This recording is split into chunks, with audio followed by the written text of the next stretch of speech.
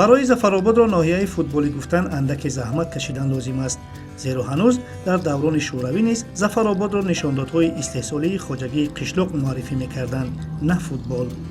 вале агар имрӯз дар зафаробод футбол рушд кардаву атрофи як дастаи воҳид ҳазорон нафар мухлисонро ба ҳам оварда бошад, пас бояд барои ин ҳама аз як ҷавони ватандӯст бо исми Хурсандмурод Ҷумаев арзи сипос кард.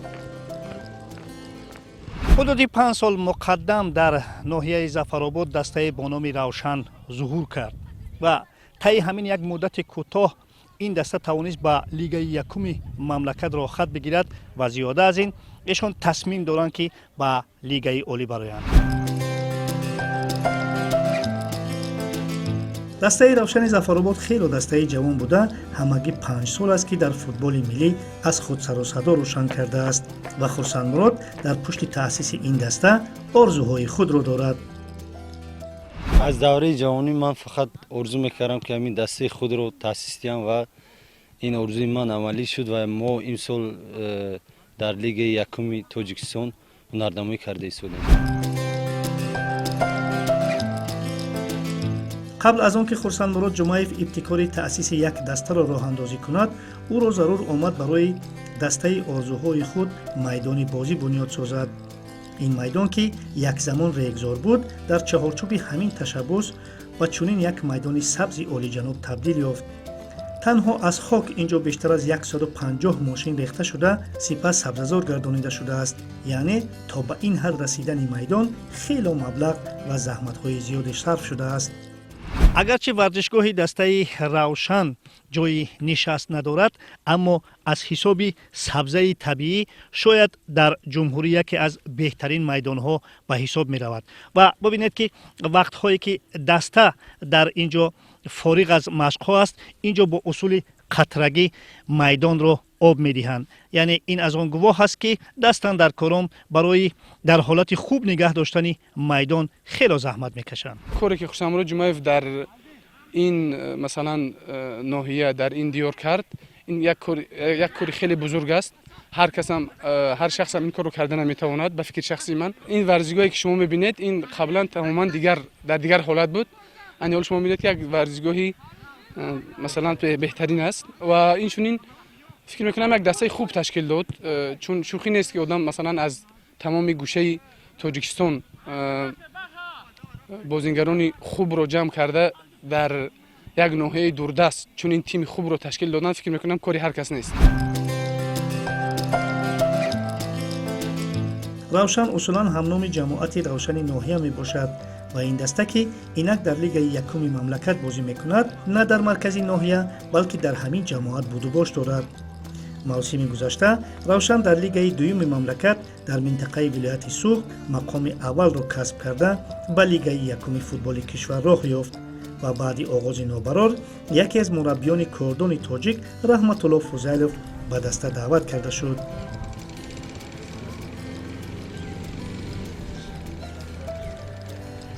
Получил приглашение, особо долго не раздумывал, согласился.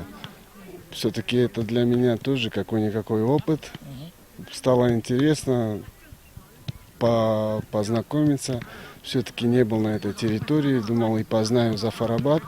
Ну, в целом, конечно, первое время было очень сложно, тяжело. Ребята начали признаваться, что мы абсолютно так давно не тренировались, и вообще такого тренировочного процесса не было. Ну, мы договорились, что ребята будут терпеть, привыкать, и все начало получаться. Ребята терпят, и стало им интересно, и мне вдвойне как бы стало легче то, что ребята это приняли и начали все делать, терпеть. И в целом, я думаю, то, что небольшие, если итоги подвести, я думаю, в целом мы на правильном пути. Ребята понимают то, что я от них хочу, какие требования предъявляю. Многое не получается, но я думаю, через работу все будет хорошо. раҳматулло ки худ аз элаки футболӣ зиёд гузаштааст, корро аз таъмини низом дар даста оғоз намуда ба бачаҳо чӣ будани лигаи якумро фаҳмонид. Футбол, коллективная игра – это очень один из важных факторов, чтобы коллектив был сплоченный. Если этого не будет, сложно будет чего-то добиваться в работе и в целом по команде и добиваться какого-то результата. То, что касается местных ребят, они выиграли вторую лигу, чемпионами стали, и сложно им было перестроиться, переход именно в первую лигу. Они думали, что все так и продолжится, что вторая лига ничем не отличается, но ребята с этим столкнулись, поняли, что есть, оказывается, разница, и есть те команды намного квалифицированные, и игроки, которые высшую лигу проходили. И ребята начали к этому привыкать, все осознавать и принимать это все. ба гуфти футболбозон низ бо омадани ин мутахассиси кордон дар даста авзо тағйир ёфта, фазои он дӯстона ва низомҷиддӣ гашт. با آمدن رحمتالله فضایلов خیلی دسته روش یافت بعد تاکتیک و تکنیکی بچه‌ها تیار شدهستند بچه‌ها مهنت کردند 4-5 بازی که غلبه کردیم سرجم شده با گفتی ترینر همه کارهای گفتگی چه کرده استیم. من فکر میکنم اساسی چیزی که در مربی در تیم ما تغییر داد این تمرین های نو بود.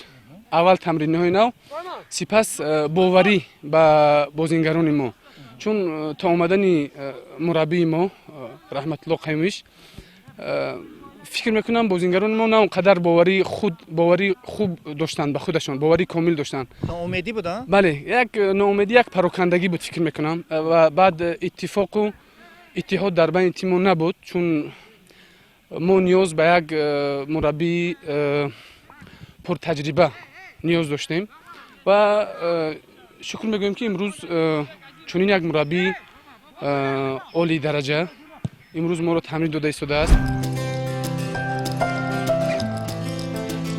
البته تغییرات‌ها اینچنین در روند تمرین‌ها به چشم می‌خورد و فوتبالبازان اینک به این روند مطابق شدند.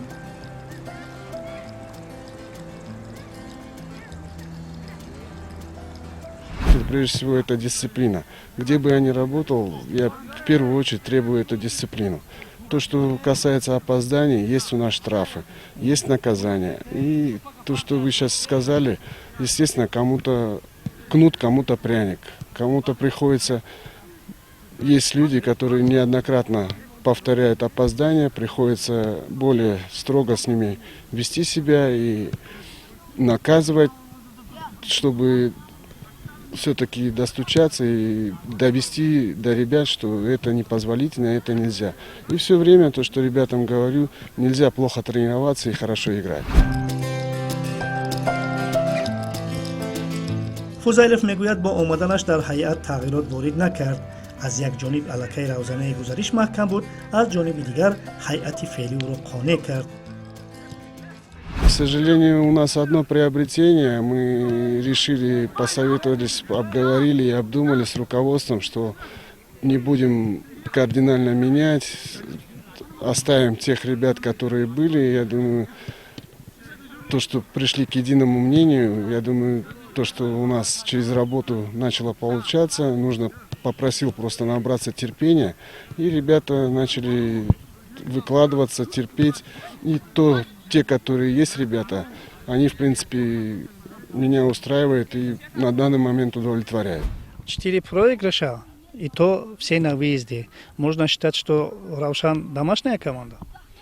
В целом, да, я это не раз отмечал. У нас дома намного лучше все получалось. Именно на выезде мы сталкивались с проблемой или какая-то, может, адаптация у них. Но то, что касается последних игр, все-таки мы добились этого, переломили свое отношение, свой характер и начали добиваться побед и результата на выезде. ба замми сарпарастӣ хурсандмурод вазифаи сарбонии дастаро ба уҳда дорад ва ба гуфти сармураббӣ ва бозигарон хурсандмурод табиатан хело хислатҳои накӯ дошта ҳини бозӣ аз сарпарасти даста ва як футболбози муқаррарӣ табдил меёбад. бовар кунед, ман ин шахсиятро хубтар медонам. 75% сармояи худашро фақат барои футбол сарф мекунад ва чун худаш عشق به همین چیز دارد و علاقمندی سخت دارد. 70-75% مالکیتش رو به همین футбол сарфа мекунад. То, что касается тренировочного процесса, он ничем не отличается, все выполняет, все те требования, которые я предъявляю, они абсолютно одинаковы ко всем.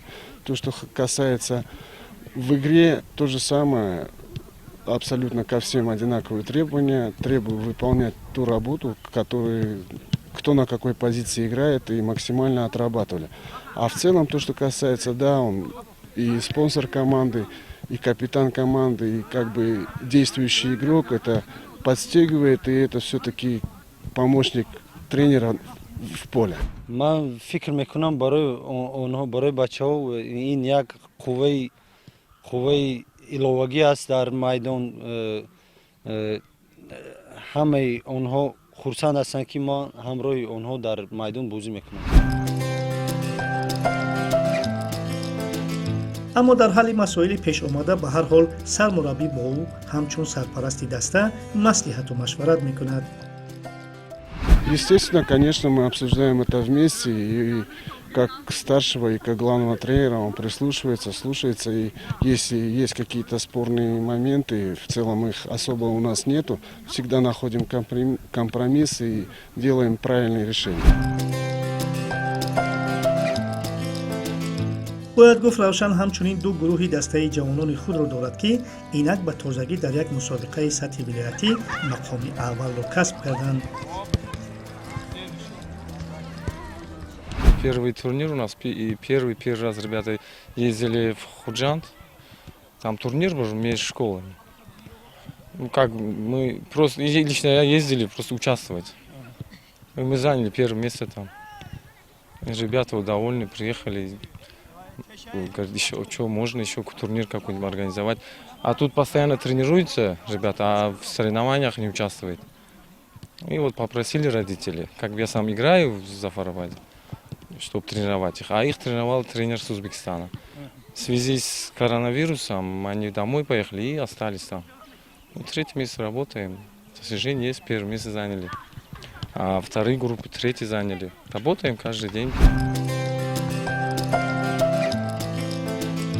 албатта нигаҳдошти як сохтори воҳиди футболӣ дар шароити феълӣ хеле мушкил аст, дар ҳоле ки касе ба ӯ кӯмак намекунад.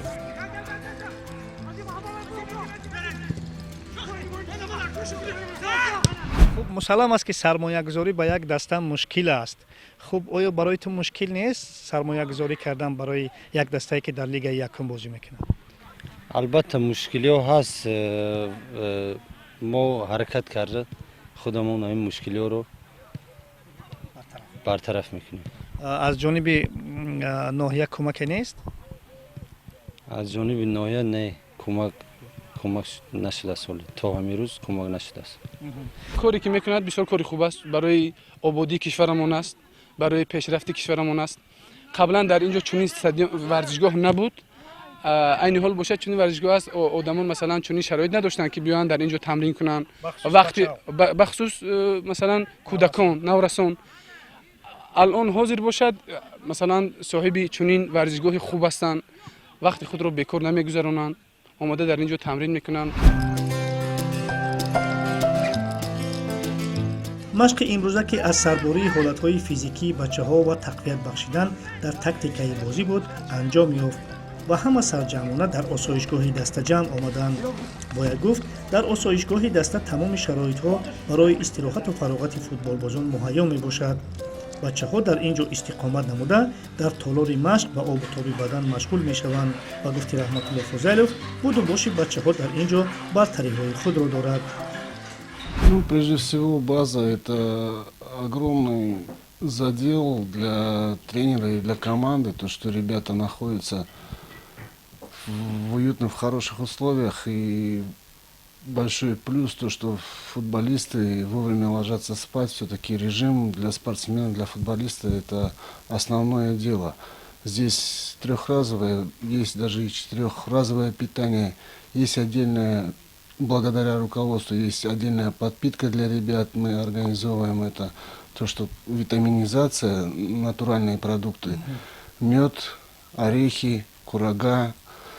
Всем этим ребята обеспечены. И то, что ребята вместе находятся и все как бы у нас под контролем. И то, что мне огромный плюс, я могу полноценную работу проводить, не думая, что футболист сейчас придет откуда-то и кушал ли он, голодный ли он. Вот в этом плане огромное преимущество для команды и вообще в целом для футбола. дар ин ҷо низ низоми махсус роҳандозӣ шуда ки онро худи сармураббӣ назорат мекунад.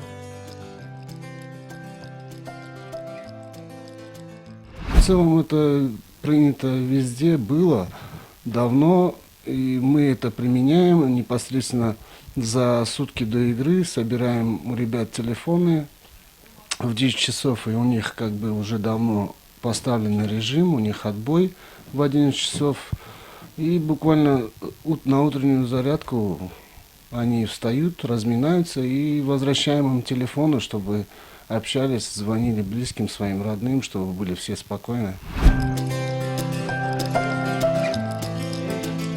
ба гуфти Хурсанд Мурод Ҷумаев, мавҷудияти ин шароит охири кор нест ва дар оянда он тақвият хоҳад ёфт. нақшҳои зиёд дорем. Мо мехоҳем дар ин ҷо майдончаҳои хурди футбол барои машқҳои зимистона ва як майдони калон ҳам барои тамринҳо созем. бо тановули хӯрок бачаҳо истироҳат мекунанд, зеро субҳ онҳоро машқи пагоҳи рӯзӣ интизор аст. усулан равшан ин мавсим ҳадафҳои худро дорад ва дар сурати бо барор омадани кор ин дастаи навкори лигаи якумро мо дар радифи грандҳои футболи ватанӣ дар лигаи олӣ хоҳем дид. ҳарчанд айни замон инфрасохтори мавҷуда ба ин даст намедиҳад, аммо дастандаркорон дар ин маврид низ андешаҳои худро доранд.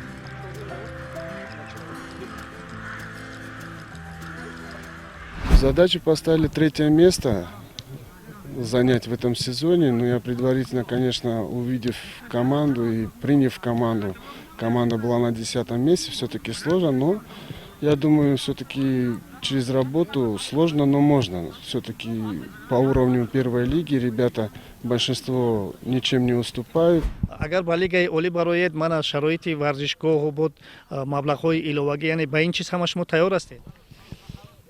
мо аз ҷиҳати инфрасохтор азбаски майдони мо омода нест аст, мо дар майдони марказии ноҳия кӯшиш мекунем ки бозӣ омода намуда варзишгоҳро дар ҳамон ҷо бозиҳоро гузаронем. ва умед аст ки раҳбарияти ноҳияи зафаробод ки аслан равшан дар майдонҳои сабзи кишвар онро муаррифӣ мекунад, дар ин масъала кӯмаки худро ба реғна медоранд.